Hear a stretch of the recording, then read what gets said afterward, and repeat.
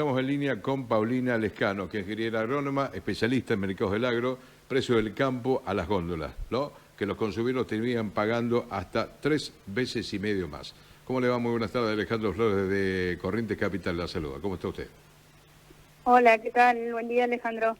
No, buenas tardes, no sé. Buenas tardes por acá. Acá hace un ratito cuando hacíamos el editorial, que comenzamos el programa, estábamos hablando sobre la situación que se da habitualmente entre el productor, el precio que se cobra en el campo, por ejemplo, en el tema de la leche, y cuando llega a la góndola que termina multiplicándose muchísimo más. Exacto, es así. En un nuevo informe que salió de la Cámara, de la Confederación Argentina de Mediana Empresa, de CAME, salió que durante abril, en general, o sea, haciendo un promedio, un resumen de todos los productos, se multiplicó en 3,5 pesos, es decir, por cada peso que recibe un productor, los consumidores pagamos 3,5 veces más. Eso en líneas generales. Pero algo que digamos que es importante para la provincia de Corrientes, por ejemplo, los productos que mayor diferencia tuvieron entre lo que recibe un productor y lo que pagamos los consumidores justamente fueron el limón, 12,3 veces, o sea, es impresionante, la mandarina cerca de 7 y la naranja 6. Entonces, digamos, es como que se sigue viendo esa gran distorsión que hay, que hace que los dos principales perjudicados de toda la cadena sea por un lado el productor y por el otro lado el consumidor. Sí, pero ahí estaba planteando el limón, por ejemplo, la pera, la naranja, la carne de cerdo, que se incremente tanto. ¿Por qué tanto? Eso es lo que no se entiende a veces, ¿no? Bueno, en algunos casos tiene que ver con producción, estacionalidad y demás, pero en la mayoría de los casos es que tenemos una carga impositiva tan grande digamos, por carga impositiva alta en todos los eslabones de las cadenas de producción, y eso hace que en muchos casos es como que se van duplicando también impuestos y, por ejemplo, hay un informe que está muy bueno de FADA, en donde muestra que, no sé, de 1 kilo de pan pagamos casi 30% en impuestos. En impuestos. Entonces, claro, tenemos una altísima carga impositiva que en muchos casos es como que se van duplicando esos impuestos y bueno, y llegamos a la situación que estamos viendo. Pero bueno, ahí se demuestra también con este informe que el productor primario no es formador de precios. No, totalmente, para nada. Y eso quizás es el principal problema, ¿no? Porque en una situación como la que estamos pasando ahora, que digamos por la suba de precios, inflación, bueno, y todo lo que ya sabemos, el consumo de muchos productos se ve reducido porque los consumidores no tienen capacidad de pago de esos aumentos digamos, toda esa menor demanda se traslada hacia atrás y finalmente los que más pueden perder van a ser todos los productores de productos frescos, ¿no? Claro. Si bien hay capacidad... Claro, si bien hay algunos productos que tienen la alta incidencia dentro de la canasta básica que pueden influir, como por ejemplo la cebolla y el tomate, no logran compensar lo que tiene que ver con la inflación que se va generando también para ellos, ¿no? Exactamente.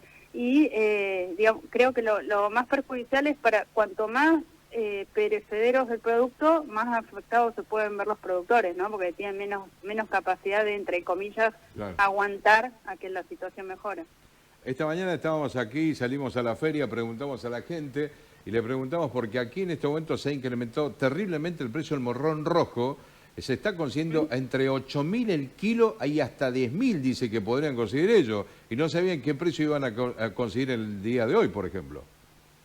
Sí, bueno, en ese caso quizás, por ejemplo, el morrón rojo o también, por ejemplo, el limón que tiene esa suba tan fuerte, por ejemplo, sí, o esa diferencia que mencionamos que según este informe es 12,3 veces pagamos los consumidores en relación a lo que recibe el productor.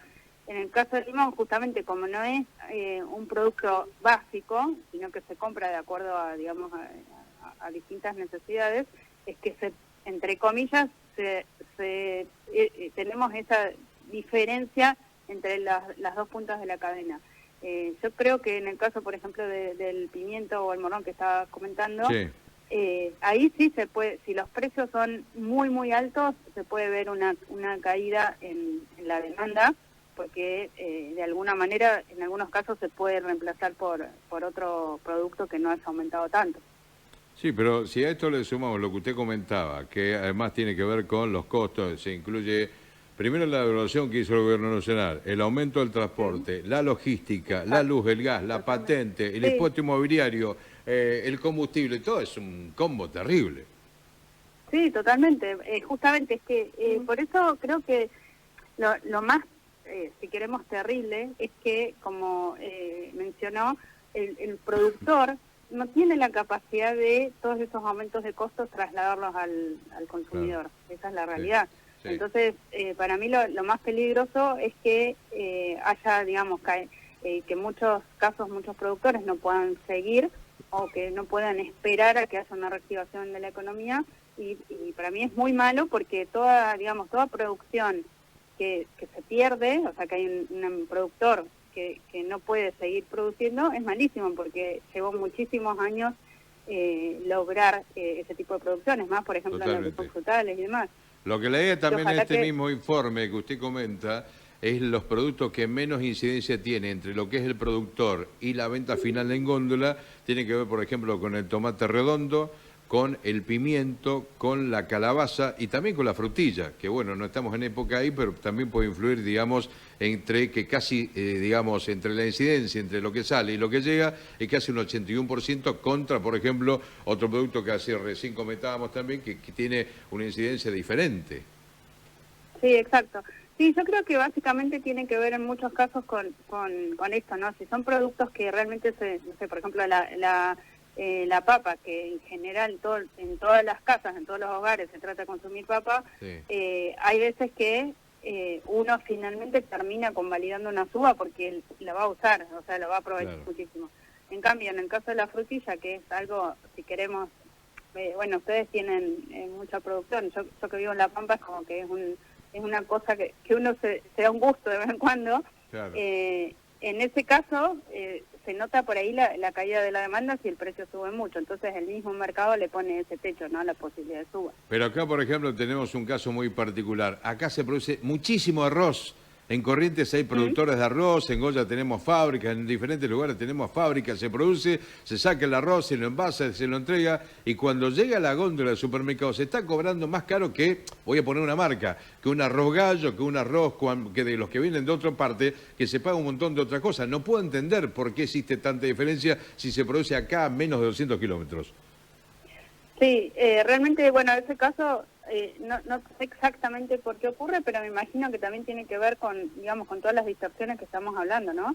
Hay que ver si todo el ciclo de esa producción de arroz termina, o sea, los molinos y demás, todo quedan ahí, o si hay alguna demanda también de los grandes centros urbanos que hacen que justamente vaya el arroz a esos grandes centros urbanos y ahí en su propia producción sea más caro. Pero bueno, espero que en corto tiempo la economía encuentre, digamos, un cambio que genere una reactivación de la demanda de todas las producciones que tenemos, no pensando en que haya un aumento de precios para el consumidor, sino al contrario, que los productores no sigan desapareciendo, ¿no? Perfecto. Gracias, señora. Le agradecemos mucho, Paulina, este informe que nos ha brindado aquí para Canal 5 de Corrientes. Bueno, gracias a ustedes, buenas tardes. Buenas tardes, Paulina Lescano, que es ingeniera agrónoma, hablando sobre el tema de la distorsión de precios que existe entre el productor y lo que llega a la góndola.